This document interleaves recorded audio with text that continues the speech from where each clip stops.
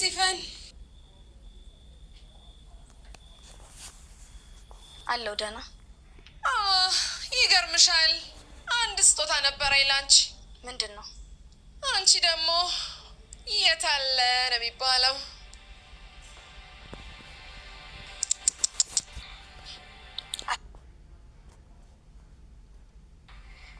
እኔ ግን በደንብ ነው ማስታወስሽ በልጅነት አምሮይ ስላየውሽ ማለት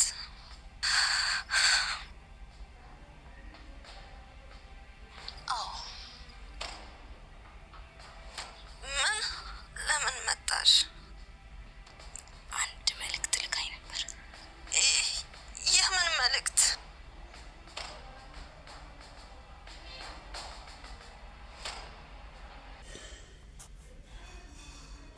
እንግዲህ ወይዘሮ ሜርሲ ለሲፋና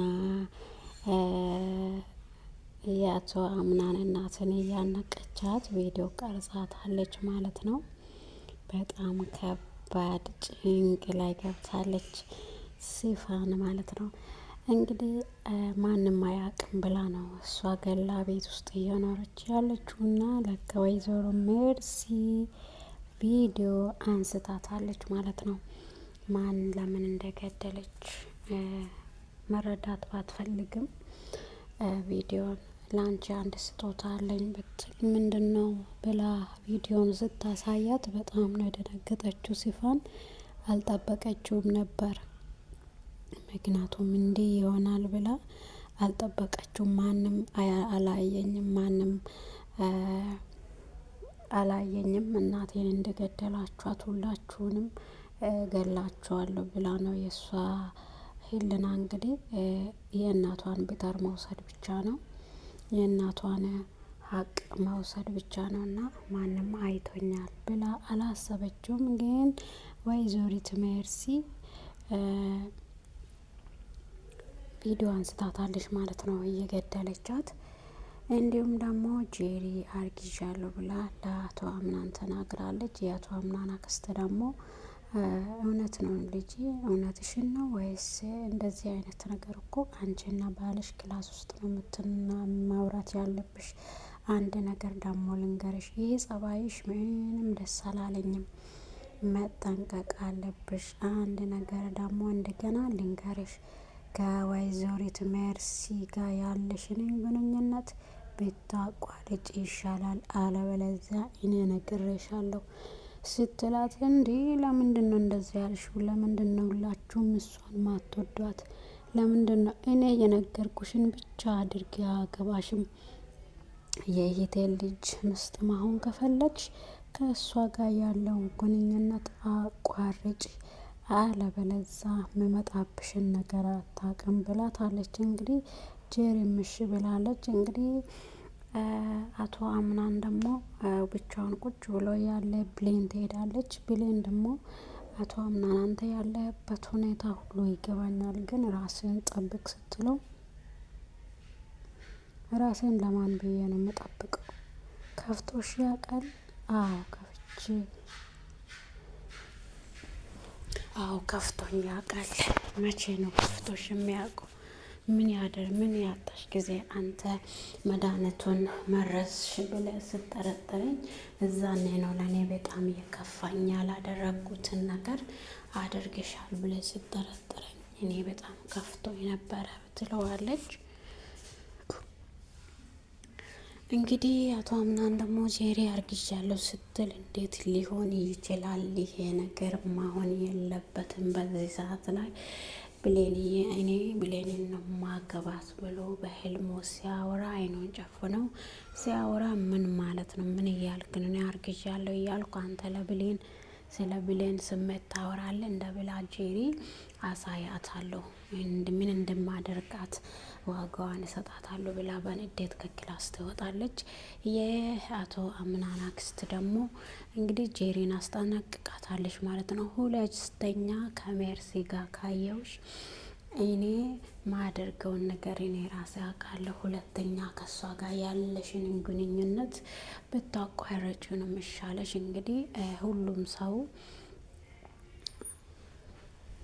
ወይዘሮ ሰማሃን በበሽታ ምክንያት የሞተችው ነው እየመሰሉ ያሉት። መጀመሪያ መድኃኒት የመረዘችው ጄሪ ናት።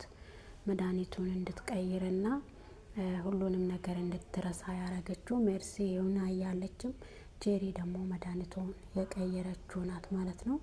እንዲሁም ደግሞ ብሌን ያን መድኃኒት አምጪ ስትላት አምጥታ ስትሰጥ ብዙ ችግር ተፈጠረ። ከዛ ሜርሲ መድኃኒቱ እየሰጣችው መጨረሻ ጊዜ ላይ ያየዋት ከሆነ ብሌን ናት መድኃኒቱን እየሰጣችው ብላ እንትን ትላለች ማለት ነው። ሜርሲ እንግዲህ በዛ ቤት ውስጥ ትልቅ ጨዋታ እየተጫወተች ያለችው እሷ ናትና አቶ አምናን አክስት ደግሞ በጣም እየተከታተለቻቸው ነው።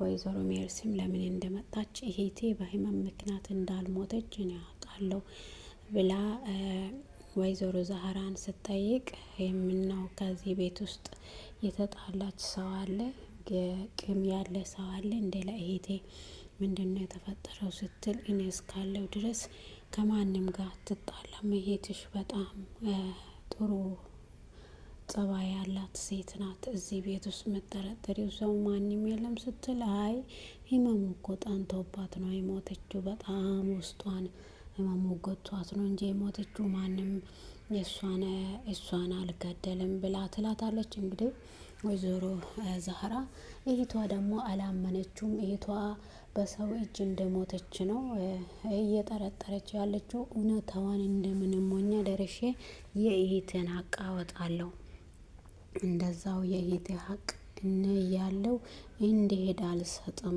እህቴን የገደለ ሰው ማግኘት አለብኝ ብላ እንግዲህ በብዙ ሰው እያፈላለገች ነው፣ ደሊል እያፈላለገች ትገኛለች።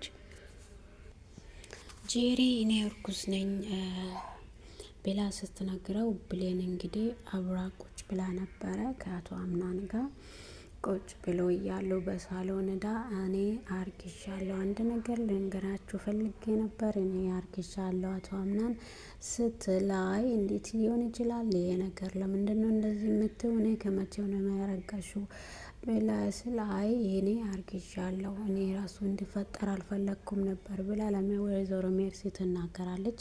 ወይዘሮ ሜርሲ ደግሞ እኔና አንቺ እንናገር በእናትሽ ከኔ ጋር አብረን እንሄድና እናገር፣ አንቺ እንዳደረግሽው ሄደሽ ነገር፣ እኔ በእንደዚህ አይነት ነገሮች ትልቅ አልልም፣ እኔ ስራዬን አውቃለሁ፣ አንቺም ያደረግሽውን ነገር ታውቂያለሽ፣ ስለዚህ ራስሽ ሄደሽ ንገሪ ትላታለች። ወይዘሪት ጄሪ ደግሞ ሄዳ ስትናገር አቶ አምናን ይደነግጣታል። ብሌን ደግሞ በሩጫ ከክላስ ከሳሎን ወጣ ስትሄድ አቶ አምናን ተከትሎ ይወጣና ብሌን ምን ሆነሽ ነው ከክላስ እየሮጥሽ ከሳሎን እየሮጥሽ የወጣሽ? አይ ምንም አልሆንኩም፣ እኔ ማረፍ ፈልጌ ነው፣ ምንም አልሆንኩም ስትል የቅር ያለሽ ነገር አለ እንደ ብሌን ብለው ይጠይቃታል። አይ ምንም ቅር ያለ ነገር የለም፣ ክላስ ገብቼ ማረፍ ፈልጌ ነው ትላለች። ከዛ እሱ ተከትሏት ሲሄድ እያለቀሰች ያገኛታል። ምንድነው የምታለቅሽው ይላታል። እኔ ከፍቶኝም ያውቃል፣ ብዙ ነገርም ደርሶብኝም ያውቃል፣ ግን አንተ እኔ እናትን ማጣት ከባድ እና ትልቅ ነገር እንደሆነ እኔ አውቃለሁ። ስለዚህ ግን አንተ ራስን መጠበቅ አለብክ፣ መጽናናትም አለብክ። ማልቀሱንና መበሳጨቱን ትቸክ እናትህን ሞት በማን እጅ እንደሞተች ወይም በምን ሁኔታ እንደሞተች ማረጋገጥ አለብን። እባክን ራስን ጠብቅ ትላለች። እኔ ምን ያደርግልኝ ከዚህ በኋላ ራሴን መጠበቅ ምን ያደርግልኛል? ራሴን ጠብቅ ስትለው እኔ አንቺ ለምንድነው ስለኔ የምታስበው? እኔ እኮ ብዙ ጊዜ አስቀይሜሻለሁ። እባክሽ በዚህ ሁኔታ ሆኜ ምንም ነገር ብነግርሽ ምንም ነገር እንዳትቀየምኝ፣ ምንም ነገር እውነት ነው ብለሽ እንዳትቀበይ ይላታል። አይ እኔ አቅዴና አስቤ ከምትነግረኝ ይልቅ በዚህ ሁኔታ ውስጥ ሆነ የምታወራውን ነገር እኔ አቶ አምናን እረዳለሁ ብላ ትላለች። ከዛ በኋላ ብሌን ደግሞ አንድ ታሪክ ልንገርክና አያት ስትል እሱም ደግሞ ሄዶ በእግሯ ላይ ተኝቶ ታሪኩን ይሰማል። እሱም እሷ ጋር ሄዶ ብዙ የውስጡን ነገር ይነግራታል። እሷምና እኔ ታሪክ ልንገርክ፣ አንድ ነገር ልንገርክ፣ እባክህን ራስን ጠብቅ። አንተ ራስን መጠበቅን በደንብ ያስፈልጋል። ከዛም ደግሞ አንተ በጣም ጠንካራና ጎበዝ ሰው መሆን አለብህ። እንደዚህ ደካማ ሆነክ ማየት አልፈልግም ስትል በጣም ስለምወዳት ከልቦ ስለምወዳት እሷ የምትለውን ነገርና እሷ ክላስ ሂዶ ማረፍ ይፈልጋል። አቶ አምናን ደግሞ እሺ በቃ እንደዛ እኔ አሁን ከዚህ በኋላ እናቴ ስለሞተች ምንም ነገር ደስ አይለኝም፣ ምንም ነገር ደስ አይለኝም። እንደዚሁም ደግሞ ከኔ ጋር ቁጭ ብሎ የሚያማክረኝን ሰው ራሱ አያስፈልገኝም ብሎ ይነግራታል ለወይዘሪት ብሌን። ያስቀየምኩሽም ነገር ካለ እባክሽ ብለን ይቅር በይኝ። እኔ ሳላውቅ ብዙ ነገር አድርጌብሻለሁ። በጣም ይቅርታ እጠይቅሻለሁ። ይቅር በለኝ። እኔ ምንም አልተቀየምኩብህም። አንተም እኮ አይተህ ሳትሆን ከሰው የሆነውን ነገር እውነት እኔ ስለሰጠው ነገር እውነት እኔ የቀየርኩ መስሎን ስለወረከው ነገር ምንም ችግር የለውም ብላ ከዛ ብለን እንግዲህ በጣም ተሰምቷታል። ጄሪ ደግሞ ታስጠነቅቃለች ከአቶ አምናን ማትለይ ከሆነ ምልሽን ማታረጊ ከሆነ ከዚህ በኋላ ሁላችንም ተያይዘን ማለቃችን እንደሆነ አትርሽ ትላታለች።